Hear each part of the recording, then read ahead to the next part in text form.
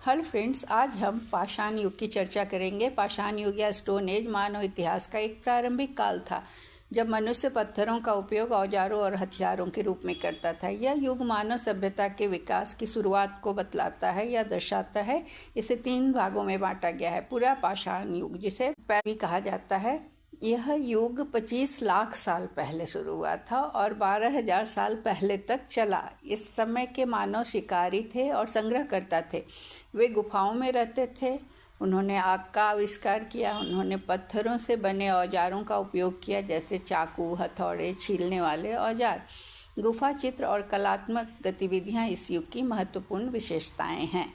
फिर आता है मध्य पाषाण युग, जिसे मेसोलिथिक एज भी कहा जाता है। यह युग पूरा पाषाण युग और नव पाषाण युग के बीच की कड़ी है, जो लगभग 12,000 से 8,000 साल पहले तक रहा। इसमें पत्थरों के छोटे और अधिक परिष्कृत औजारों का विकास हुआ, जिन्हें माइक्रोलिथ कहा जाता था। इस समय मानव छोटे समूहों में रहने लगे थे और मछली पकड़ना और खेती का अभ्यास करना शुरू कर दिया था। फिर आता है नवपाषाण युग, जिसे न्यूलिथिक एज भी कहते हैं।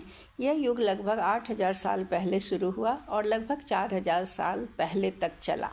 इस समय मानव ने कृषि, पशुपालन और स्थायी बस्तियों का विकास किया। मिट्टी के बर्तन, बुनाई, अधिक उन्नत पत्थर के औजारों का विकास हुआ। लोग सामुदायिक जीवन और धार्मिक प्रथाओं की ओर बढ़ने लगे। पाषाण युग का महत्व।